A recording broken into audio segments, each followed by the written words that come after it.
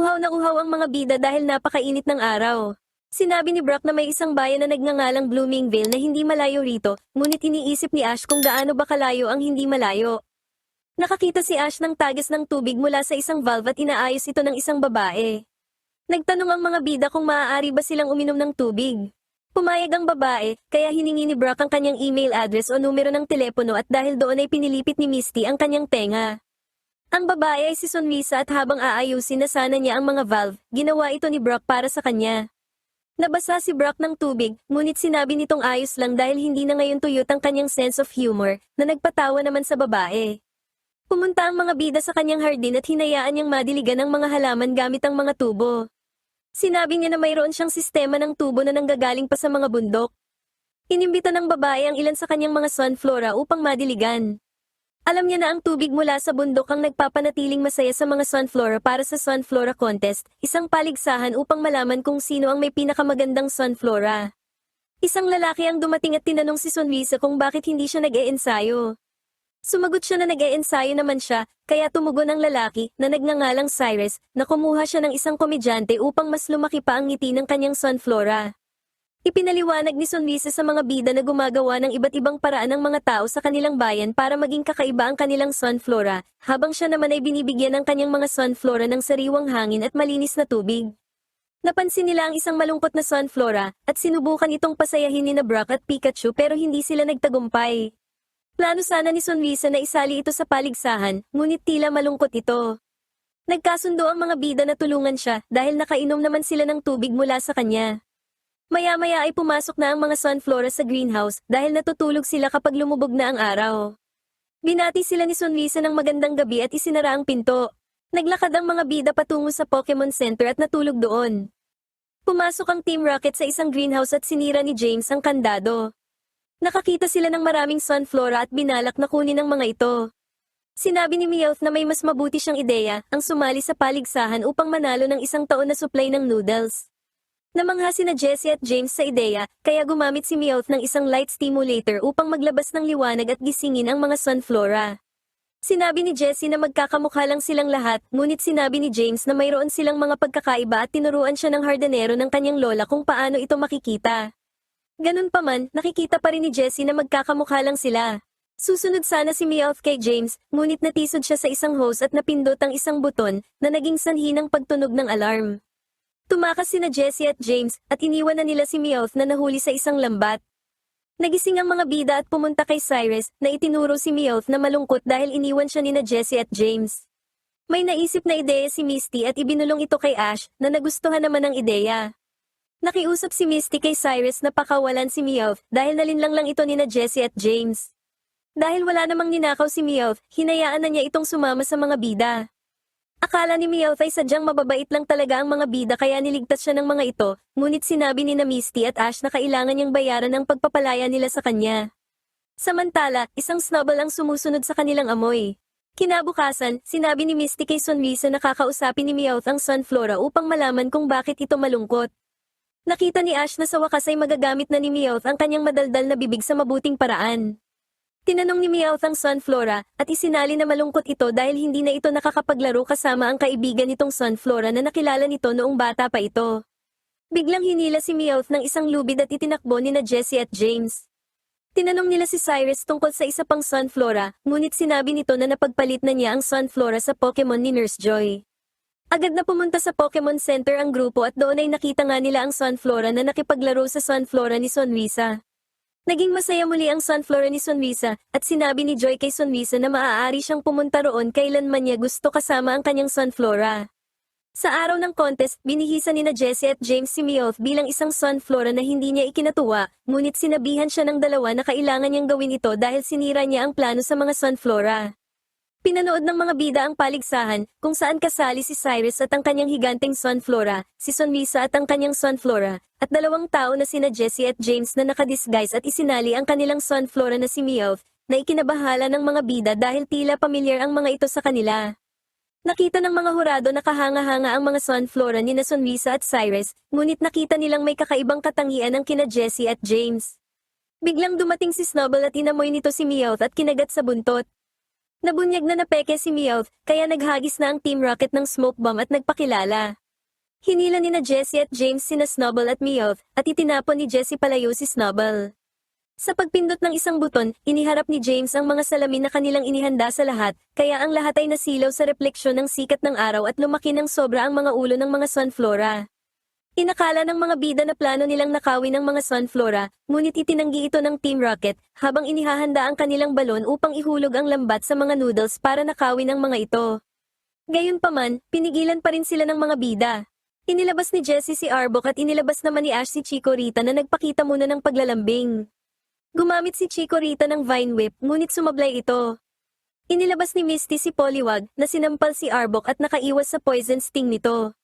Paalis na ang balon dala ang mga noodles, kaya gumamit si Chikorita ng Razor Leaf para putulin ang lubid ng lambat na bumabalot sa mga noodles. Inilabas ni James si Weezing kaya umatake na rin si Pikachu, ngunit itinulak ito ni Chikorita kaya sa mga salamin tumama ang kuryente nito. Dahil wala na ang nakabubulag na liwanag, pinagamit ni Sonrisa ang kanyang Sunflora ng Solar Beam, na nagpatalsik sa Team Rocket. Nagkasundo ang mga hurado na pambihira ang Sunflora ni Sonrisa, kaya ito ang nanalo. Matapos ang contest, pinasalamatan ni Sonrisa ang mga bida, pero sinabi nito sa kanya na nanalo ang kanyang Sunflora dahil sa kanyang pagsisikap. Hiningi ni Brock ang kanyang email address para sa online chat, ngunit hinila siya sa tenga ni Misty. Pagkatapos nun ay nagpaalam na ang mga bida at muling nagpatuloy sa kanilang paglalakbay. Gayunpaman, nakuha ni Snubble ang amoy ng mga bida at sinimulang sundan ito. Nakikipaglaban si Ash gamit si Chikorita laban sa Raticate ng isang schoolboy. Sinubukang gumamit ni Chikorita ng tackle, pero tinamaan siya ng Hyper Fang, at pagkatapos ay ng quick attack. Sinubukan siyang pabalikin ni Ash, pero tumanggi si Chikorita at gumanti gamit ang Razor Leaf. Natuwa si Ash na umatake si Chikorita, pero sinabi niyang papalitan niya ito ni Pikachu, na naging dahilan ng pagtakas nito. Dahil gabi na, umuwi na ang bata dahil wala naman siyang buong araw para maghintay. Sinabi ni Ash kay Chikorita na nanalo sana sila kung nakinig lang ito, at ibinalik na niya ito sa Pokeball. Sa center, kinontak ni Ash si Professor Oak at sinabing napanalunan na niya ang Zephyr Badge. Pinansin yun ni Oak, pero ipinaalala nito sa kanya na kailangan niyang ihatid ang GS Ball, bago ito biglang niyakap ni Mach. Pagkatapos nito, nag-log out na si Oak. Pinuntahan ni Ash ang mga Pokemon na kumakain, maliban kay Chikorita. Lumapit si Pikachu at nag-alok ng pagkain, pero tumanggi siya sa pamamagitan ng paghampas dito gamit ang kanyang dahon. Dumating si Nurse Joy, na nagsabing nag-iiba-iba ang ugali ng mga Pokemon, kaya nag-aral siya ng psychology para maintindihan ang kanilang pag-uugali. Sinabi niya na nagbibigay siya ng bagong Pokemon therapy, na ikinalito ni Ash dahil akala niya ay nakatuklas si Joy ng bagong Pokemon na ang pangalan ay therapy. Ipinaalam ni Misty sa kanya na isa itong teknik para tumulong sa mga problemang psychological. Nakipag-flirt si Brock kay Joy at sinabing may mga problema siya at sa tingin niya ay mas magiging interesado si Joy dito kaysa sa mga Pokemon, pero hinila ni Misty ang kanyang tenga. Iminungkahi ni Joy kay Ash na sumali sa council para makita kung ano ang mali kay Chikorita. Ipinaliwanag ni Ash na gusto niyang palitan si Chikorita ni Pikachu matapos itong mapagod pero tumanggi ito. Narinig ni Joy ang huling bahagi at nakitang nagdurusa si Chikorita sa inggit, nagsiselos siya kay Pikachu. Nagtaka si Ash kung bakit ganoon ang nararamdaman niya, gayong binibigyan naman niya ito ng maraming atensyon. Nilinaw ni Joy na iniisip ni Chikorita na mas binibigyan ni Ash ng atensyon si Pikachu kaysa sa kanya. Mabuti na lang at alam ni Joy kung paano iyon reresolbahin, kaya dinala niya silang lahat sa isang arboretum, kung saan magiging komportable si Chikorita na isang grass type. Sinabi ni Brock na komportable siya kapag nasa tabi ni Joy kaya type siya siguro nito, pero hinila siya ni Misty. Ipinasok ni Ash si Chikorita sa Pokeball ayon sa payo ni Joy, pero nagtaka kung makakatulong ba ang therapy. Sigurado si Joy nagagana ito at kinuha ang Pokeball para makapagpahinga si Chikorita sa greenhouse para sa gabi. Noong gabing iyon, nagising si Pikachu at nakitang gumagalaw ang Pokeball ni Chikorita sa loob ng greenhouse. Lumabas si Chikorita at umalis ng greenhouse. Sinubukan itong kausapin ni Pikachu, pero inatake lang siya nito ng Razor Leaf bago tumakbo palayo. Napadpad si Chikorita sa isang abandonadong bodega, kung saan nagpa siya itong matulog. Nagising si Chikorita at nakita ang isang Machoke, isang Hitmonlee, isang Hitmonchan, at Primeape na nagagalit na naroon siya. Binato ni Primeape si Chikorita kaya nagalit ito at umatake gamit ang Vine Whip at tinalo si Primeape. Akala ni Chikorita ay magagalit sa kanya ang ibang mga Pokemon doon, pero nagulat siya nang yumuko ang mga ito sa kanya at ngumiti. Kinabukasan, nakita ng mga bida ang video footage kung saan nakita nilang tumatakas si Chikorita. Nakita ni Joy na ito ang yugto kung saan gusto ni Chikorita na makuha ang atensyon ni Ash sa pamamagitan ng paglayo, habang si Pikachu naman ay sinusundan ito para kausapin. Nagpa siya si Ash na hanapin ang mga ito, at sinabihan siya ni Joy na magmadali dahil maraming matatapang na Pokemon sa lugar na iyon. Paglabas ng Pokemon Center, iminungkahi ni Brock na pasundan nila kay Bulbasaur ang amoy ni Chikorita. Inilabas ni Ash si Bulbasaur at pinangunahan sila nito sa direksyon. Narinig yun ni na Jessie at James at nagplanong kunin sina Pikachu at Chikorita para sa boss. Kinontak ni James si Meowth na nag-scout sa lugar gamit ang balon at nakita si Pikachu. Nakarating si Pikachu sa bodega at sinubukang kausapin si Chikorita pero tumanggi itong makinig. Biglang lumitaw sina Jessie at James at sinabi ang kanilang motto. Pagkatapos nun ay naghagis ng lambat ang dalawa, pero hinarang ito ni Primeape na sinundan naman ng iba pang fighting type Pokemon. Sinubukang takutin ni na Jessie at James ang mga Pokemon, pero sila ang natakot sa mga Pokemon. Sinabihan sila ni Meowth na lumaban, pero hindi nila ito sinunod. Dahil dito, pinagana na lang ni Meowth ang kanilang robot. Narinig ng mga bida ang gulo at umasang hindi nahanap ng Team Rocket sina Chikorita at Pikachu. Habang umaakyat sina Jessie at James sa balon, natakot sila sa kanilang robot dahil gawa ito sa mga gulong. Sumugod ang mga fighting type Pokemon, pero pinabagsak lang sila ng robot. Natuwa ang Team Rocket sa robot. Ginamit ni Pikachu ang Thunderbolt pero hindi ito umubra dahil ang robot ay gawa sa mga gulong. Pinagtawanan ni Meowth ang pagtatangka ni Pikachu pero nakuryente sina Jessie at James. Dumating ang mga bida at nakitang nahuli sina Pikachu at Chikorita. Napagtanto ng mga bida na hindi makukuryente ni Pikachu ang balon, kaya nag-focus na lang sila sa antena ng robot. Inilabas ni Ash si Heracross na dinilaan na naman ang dagta ng puno ni Bulbasaur kaya nabanatan. Kahit sinabi ni Misty na delikado, inutusan ni Ash si Heracross na ihagis siya sa robot.